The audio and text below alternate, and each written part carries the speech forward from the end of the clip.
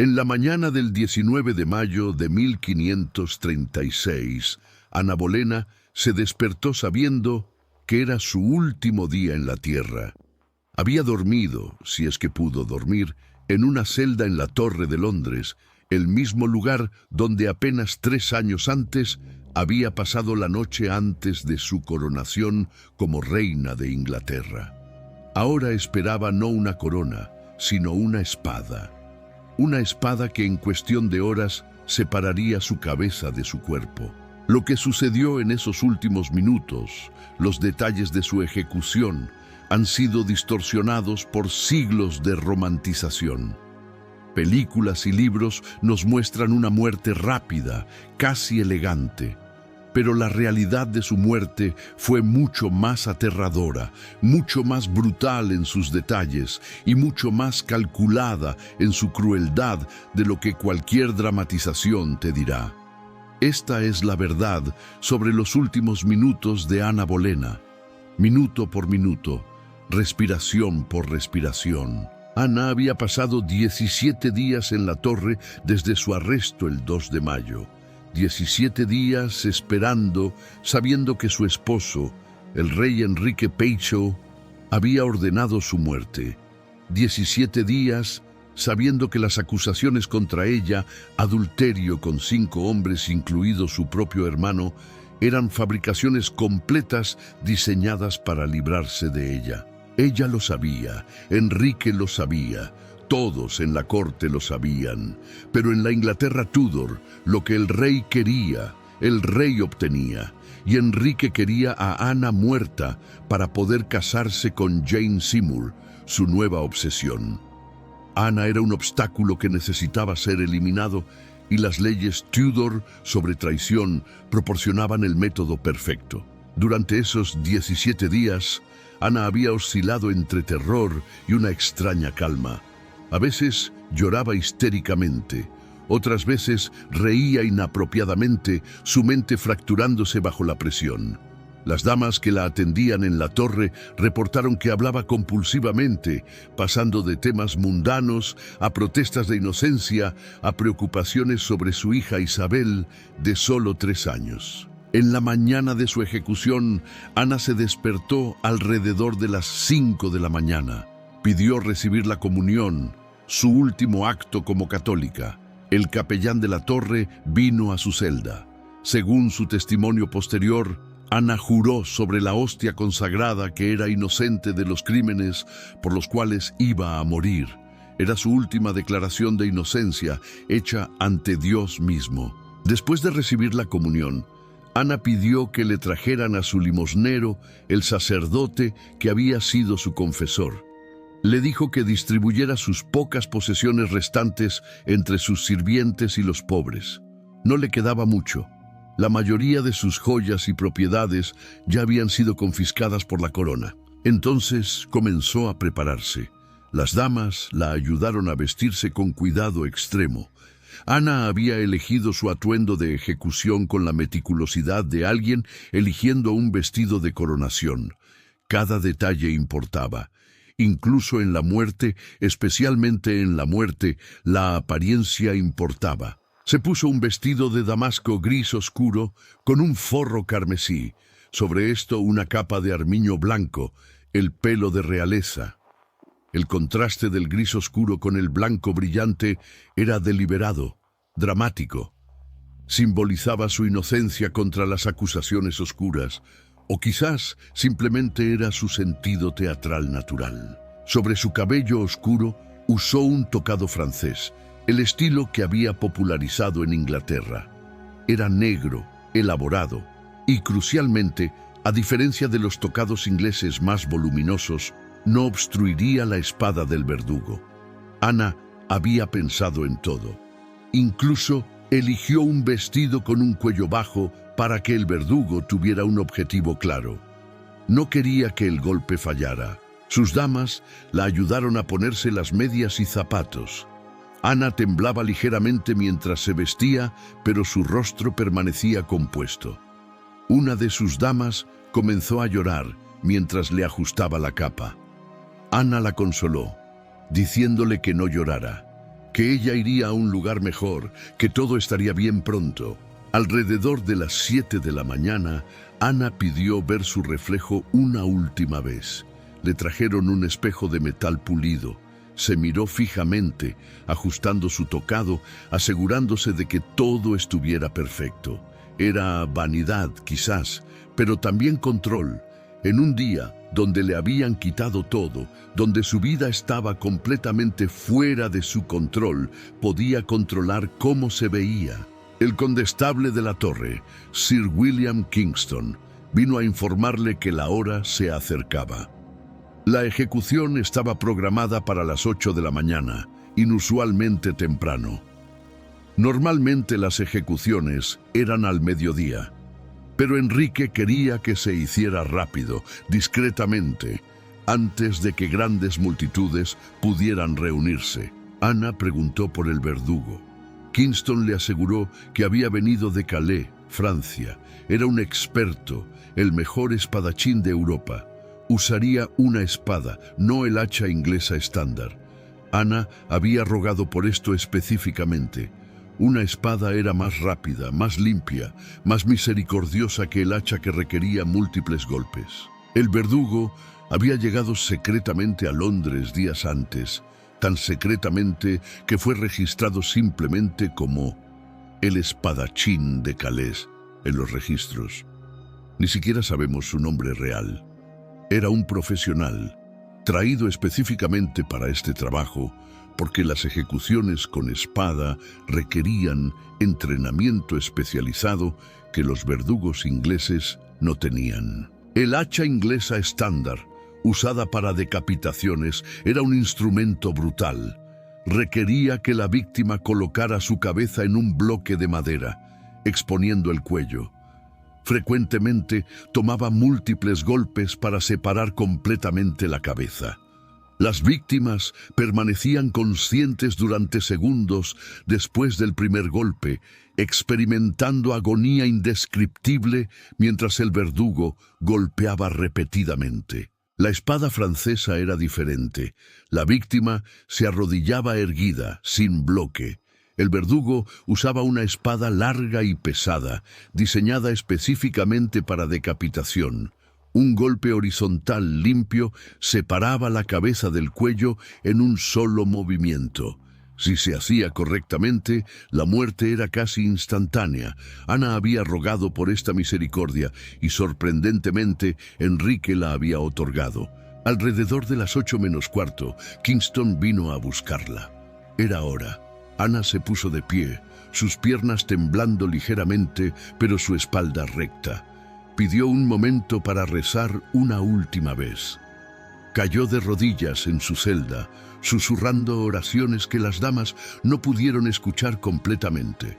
Entonces se levantó y asintió a Kingston. «Estoy lista», dijo. Su voz era firme, aunque su rostro estaba pálido como el mármol. Comenzó a caminar hacia la puerta de su celda, luego se detuvo. Se volvió hacia sus damas, que lloraban abiertamente ahora. «Rueguen por mí», les dijo, «y rueguen por el rey, pues es un buen hombre y me ha tratado lo más gentil posible». Era una mentira, por supuesto. Enrique la había destruido. Había fabricado acusaciones de adulterio e incesto contra ella. Había ordenado su muerte. Pero Ana sabía que cualquier palabra contra Enrique podría poner en peligro a su hija Isabel. Incluso en su muerte, protegía a su hija con mentiras diplomáticas. Kingston la escoltó fuera de su celda, por los corredores de piedra de la torre, y finalmente al exterior. El cadalso había sido erigido en el Torre Verde, un área privada dentro de los muros de la Torre de Londres. Esto era inusual. La mayoría de las ejecuciones de traidores eran públicas, en la Torre Hill, afuera de las murallas, donde miles podían observar. Pero Enrique había ordenado que la ejecución de Ana fuera privada. Oficialmente era una misericordia, ahorrándole la humillación de morir ante multitudes enormes. En realidad, Enrique temía que Ana usara su muerte pública como plataforma para proclamar su inocencia ante el pueblo inglés. potencialmente causando simpatía pública hacia ella y hostilidad hacia él. Entonces la multitud de testigos era pequeña, quizás solo 200 personas. Eran principalmente funcionarios de la torre, nobles electos de la corte, embajadores extranjeros que habían sido invitados específicamente. El duque de Richmond, el hijo ilegítimo de Enrique, estaba allí. El duque de Suffolk, Thomas Cromwell, el hombre que había orquestado la caída de Ana. Todos observaban. El cadalso era una plataforma de madera de aproximadamente 2 pies de altura, cubierta con paja. En el centro había un pequeño espacio despejado donde Ana se arrodillaría. No había bloque de ejecución. El verdugo, vestido completamente de negro, su rostro oculto, estaba de pie a un lado del cadalso. Su espada larga estaba escondida bajo la paja, fuera de la vista de Ana. Este era un detalle crucial. El verdugo había escondido su espada intencionalmente. Quería que Ana permaneciera calmada hasta el último momento posible. Si veía la espada antes de tiempo, podría entrar en pánico, podría moverse, podría hacer que el golpe fuera menos limpio. Era casi amable en su profesionalismo. Ana subió los escalones del cadalso con Kingston, sosteniéndole el brazo. Cuando alcanzó la plataforma, se volvió para enfrentar a la multitud. Este era el momento en que los condenados tradicionalmente daban su último discurso. Era el único momento de poder que les quedaba. La oportunidad de proclamar inocencia, o pedir venganza, o maldecir a sus enemigos. Ana comenzó a hablar. Su voz era clara, llevándose sobre el patio silencioso. «Buenos cristianos», comenzó, «he venido aquí para morir, pues según la ley y por la ley soy juzgada para morir, y por lo tanto no hablaré nada contra ello». Era una declaración cuidadosamente calibrada. No proclamaba su inocencia directamente, lo cual podría ser visto como criticar al rey, pero al enfatizar según la ley y por la ley, sutilmente insinuaba que la ley había sido manipulada, que era técnicamente legal pero no justificada.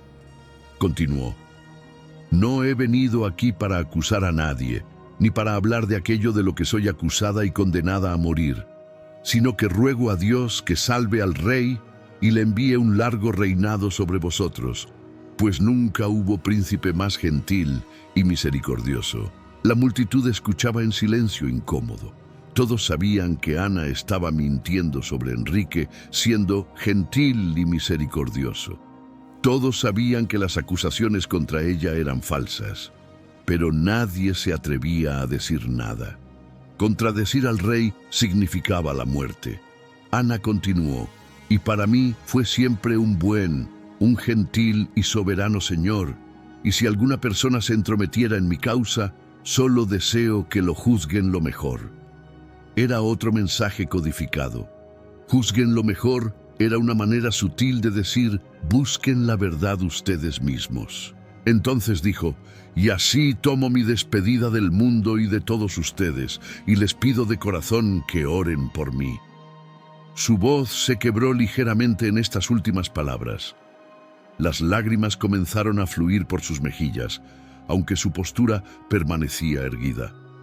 «Oh Señor, ten piedad de mí», dijo finalmente: «a Dios encomiendo mi alma».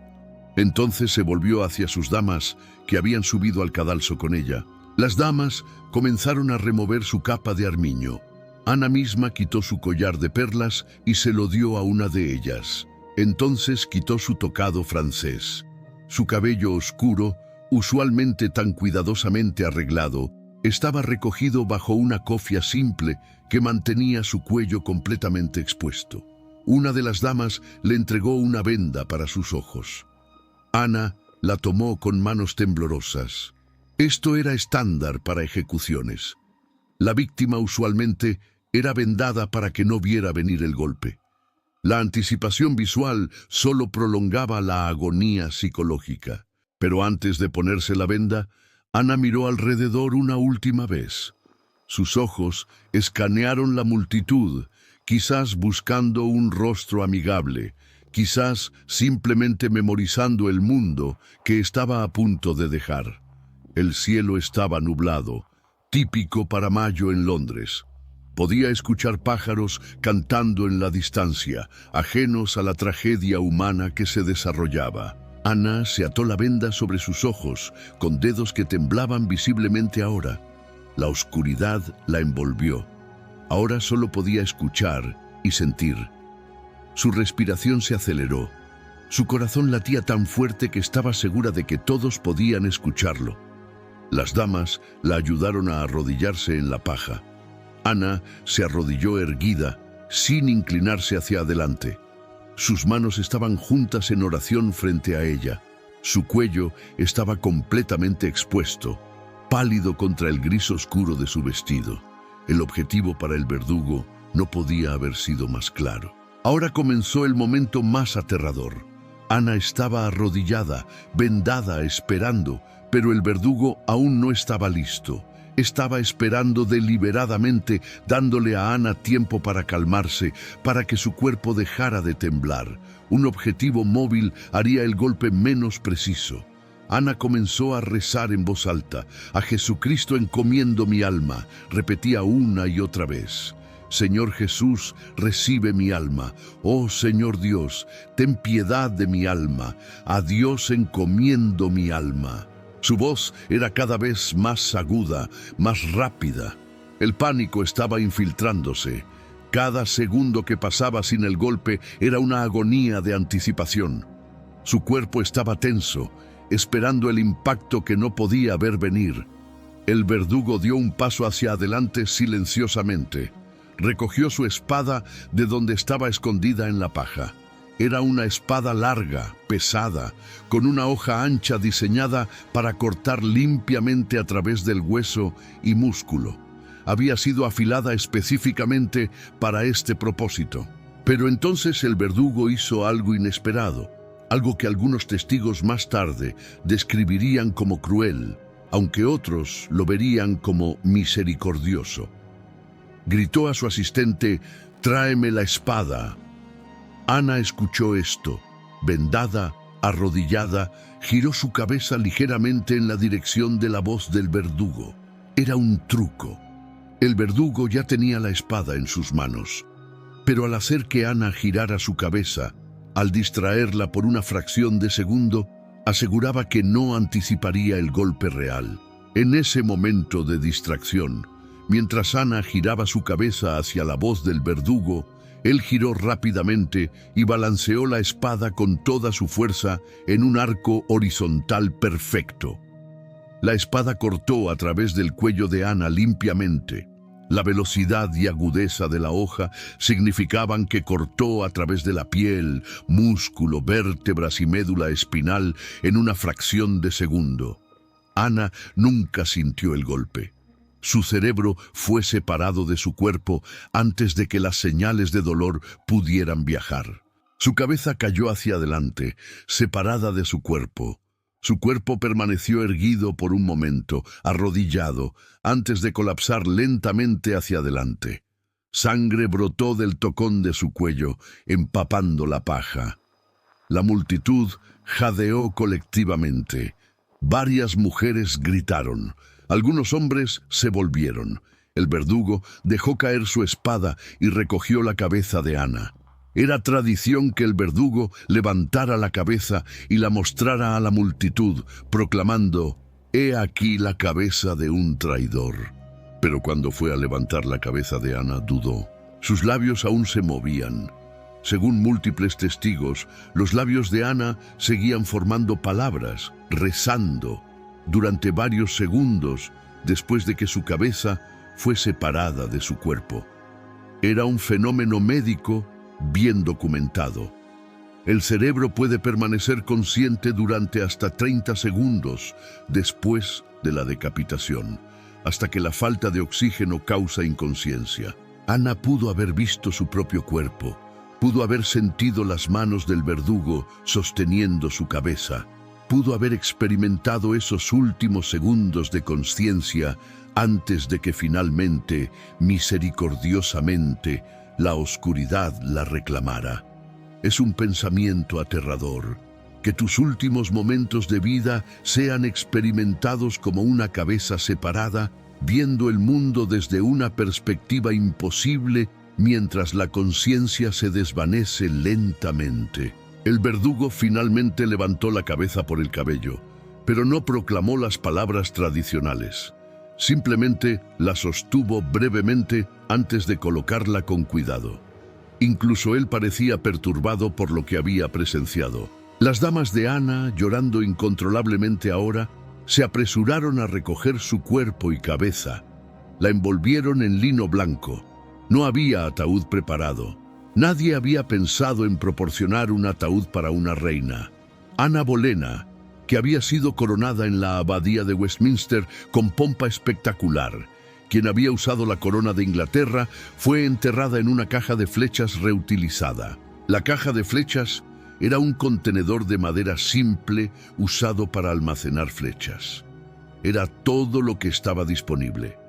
Las damas colocaron el cuerpo de Ana en la caja, doblando cuidadosamente sus miembros para que cupieran.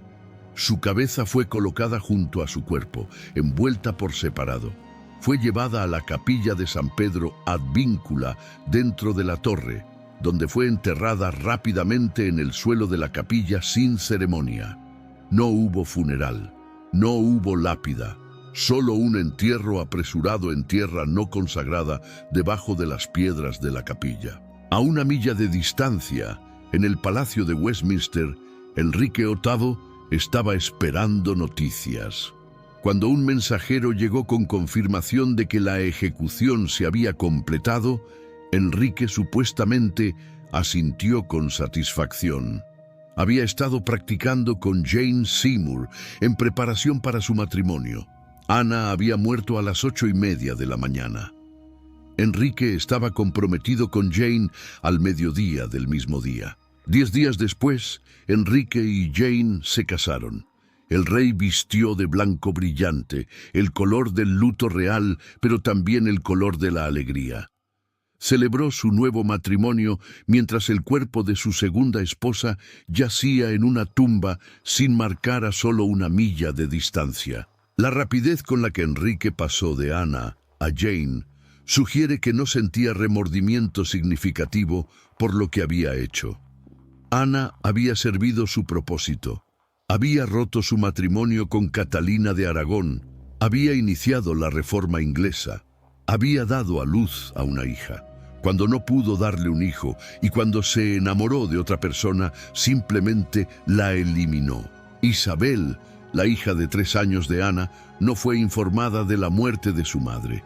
Era demasiado joven para entender. Su título de princesa fue revocado inmediatamente. Ahora era simplemente la Lady Isabel, una hija ilegítima sin derecho al trono.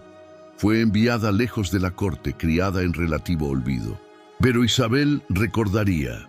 Años después, cuando se convirtió en Isabel I de Inglaterra, nunca hablaría públicamente de su madre, pero en privado mantuvo un anillo con retratos miniatura de ella misma y de Ana. Lo usaba siempre.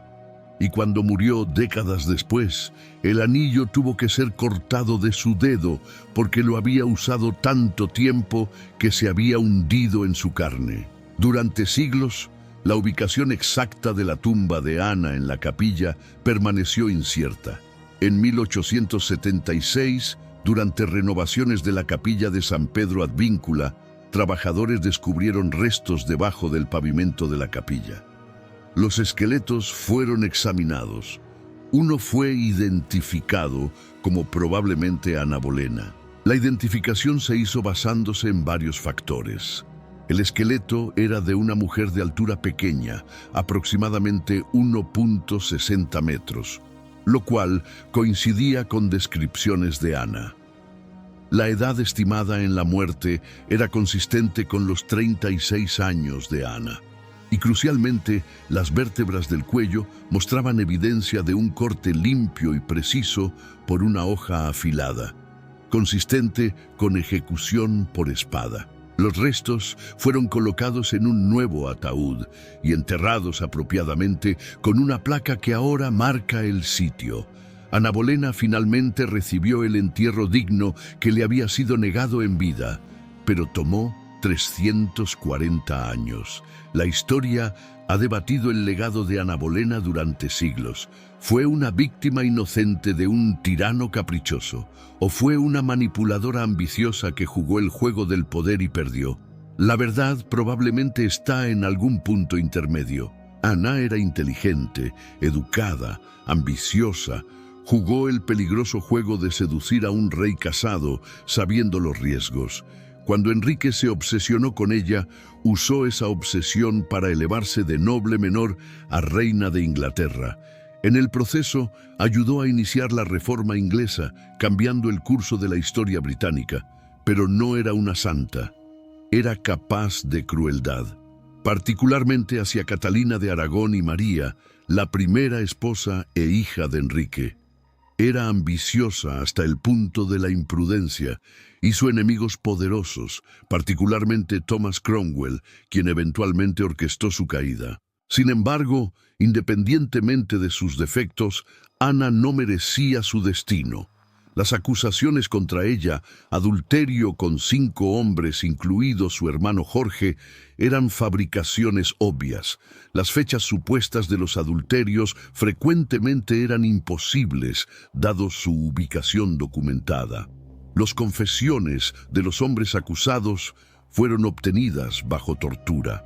Ana fue condenada no porque fuera culpable, sino porque Enrique quería que fuera culpable.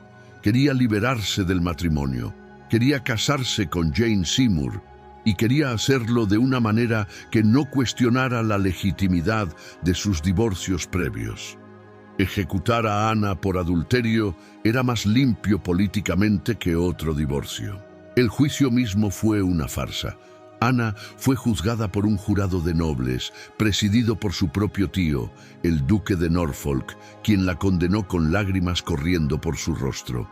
El resultado estaba predeterminado. No importaba qué evidencia presentara la defensa. No importaba que los cargos fueran obviamente falsos. El rey quería un veredicto de culpabilidad. Entonces hubo un veredicto de culpabilidad. Su hermano Jorge fue ejecutado 2 días antes que ella, decapitado en la Torre Hill en una ejecución pública. Tuvo que soportar múltiples golpes del hacha porque el verdugo estaba borracho o inexperto. Los otros 4 hombres acusados de adulterio con Ana también fueron ejecutados. Todos protestaron su inocencia hasta el final.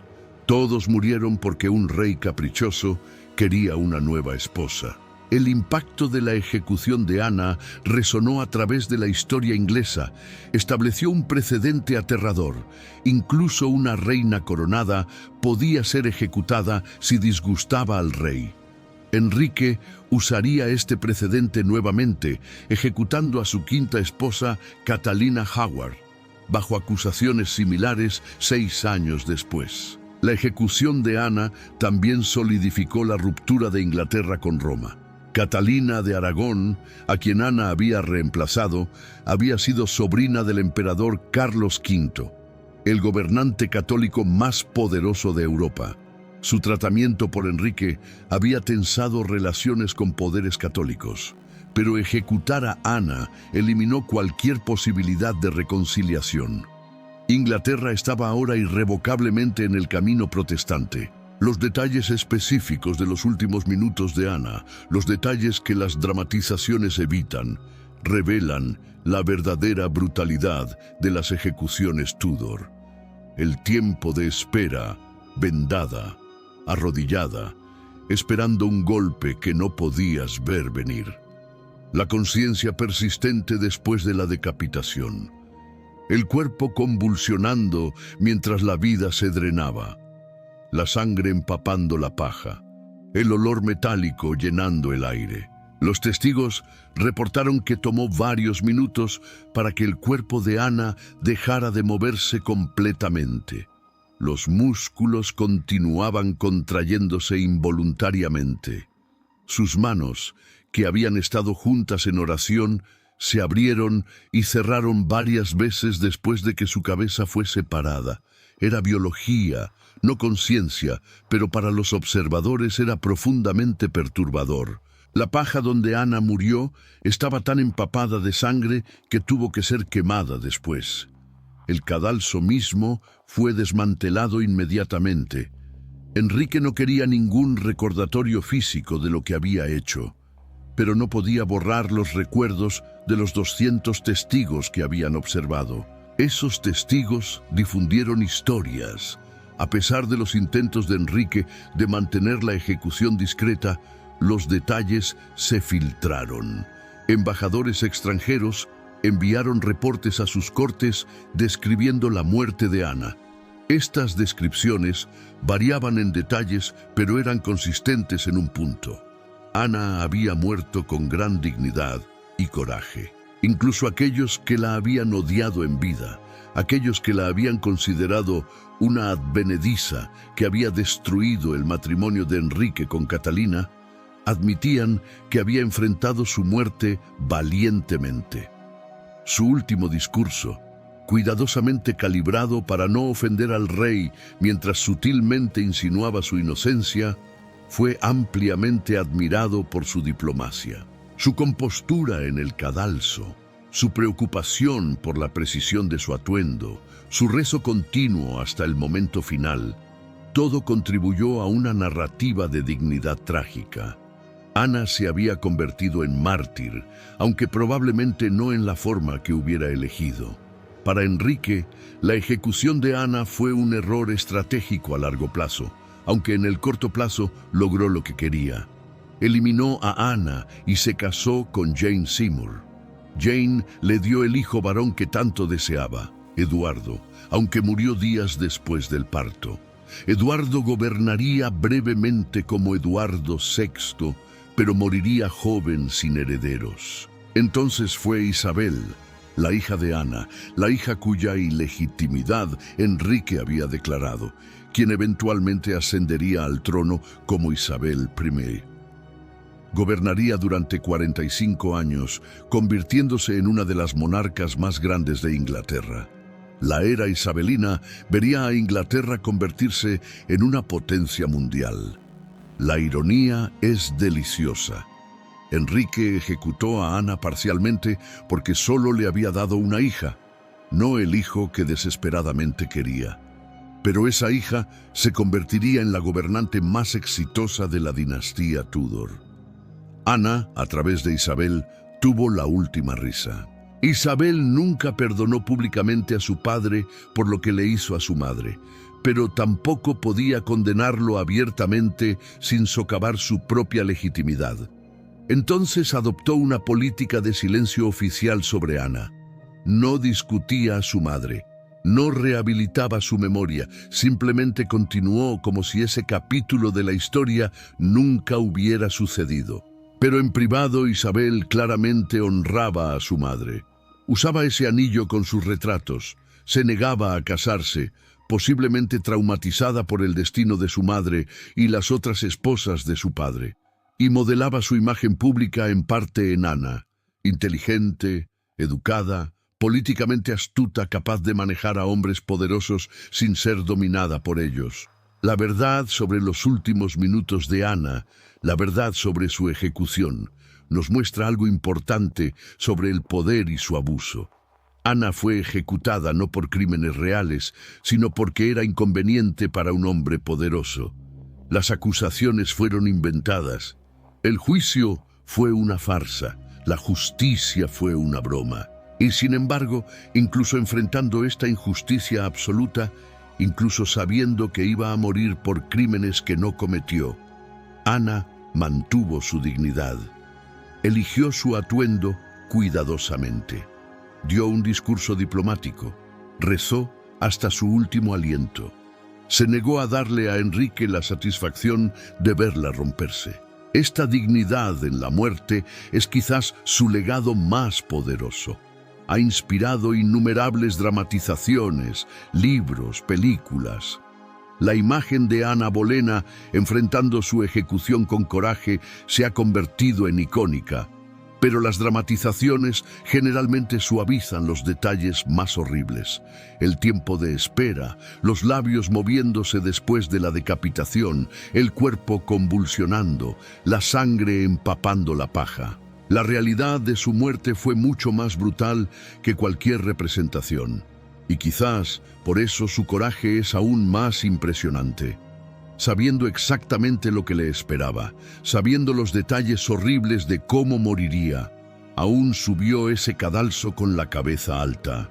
Los últimos minutos de Anna Bolena son un estudio en contraste, el horror físico de la decapitación contra la dignidad de su compostura, la brutalidad del acto contra la precisión del verdugo experto, la injusticia de su condena contra la inevitabilidad de su ejecución. Son también un recordatorio de cuán frágil es la justicia cuando el poder está concentrado en manos de un individuo. Enrique Obeito tenía poder absoluto. Cuando quiso librarse de Anna, simplemente ordenó acusaciones fabricadas, un juicio manipulado y una ejecución rápida. No había apelación, no había justicia superior, solo la voluntad del rey. Esta es la razón por la cual la historia de Anna permanece relevante 500 años después. No es solo un cuento de una ejecución histórica. Es una advertencia sobre poder sin control, sobre injusticia institucionalizada, sobre lo que sucede cuando los caprichos de un individuo se vuelven ley. Y es una historia sobre cómo incluso en las circunstancias más desesperadas, la dignidad humana puede persistir. Anna no podía controlar su destino, no podía evitar su ejecución, pero podía controlar cómo la enfrentaba, y eligió enfrentarla con coraje, gracia y una dignidad que ha resonado a través de los siglos. Sus últimas palabras, sus últimas oraciones, su último acto de perdonar públicamente al rey que la estaba asesinando, todo contribuye a una imagen de alguien que se negó a ser quebrada incluso cuando estaba siendo destruida. Es un testimonio del espíritu humano, de la capacidad de mantener la compostura incluso frente al horror absoluto. La paja ensangrentada fue quemada, el cadalso fue desmantelado, el cuerpo fue enterrado apresuradamente en una tumba sin marcar.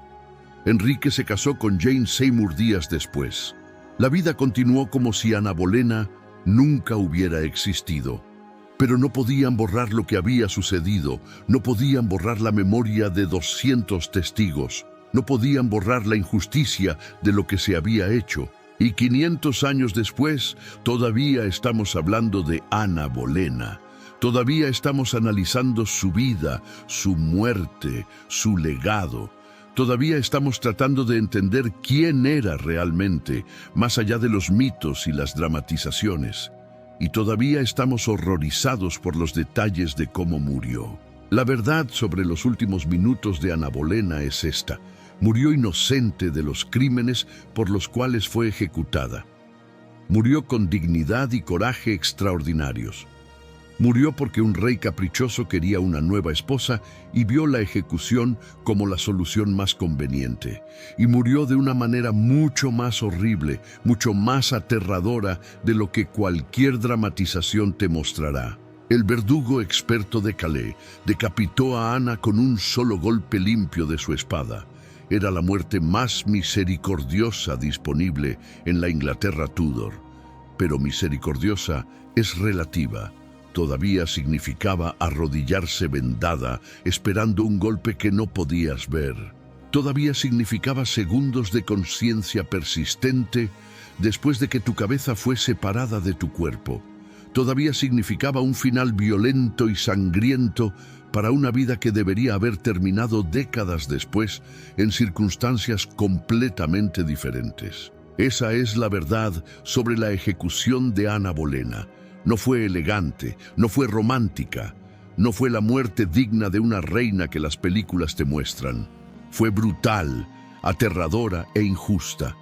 Fue el asesinato judicial de una mujer inocente por un tirano que tenía el poder de hacer que sus caprichos se convirtieran en ley. Y sin embargo, a través de todo el horror, Ana mantuvo algo que Enrique nunca pudo quitarle: su dignidad, su coraje y su lugar en la historia como algo más que una víctima. Se convirtió en un símbolo de resistencia contra la injusticia, de gracia bajo presión, de cómo enfrentar lo peor que la vida puede traer con la cabeza alta. Sus últimos minutos fueron terribles, pero la forma en que los enfrentó fue extraordinaria. Y esa es la historia que necesita ser contada, no la versión sanitizada de Hollywood, sino la verdad brutal, aterradora y finalmente inspiradora de cómo Ana Bolena pasó sus últimos minutos en la tierra.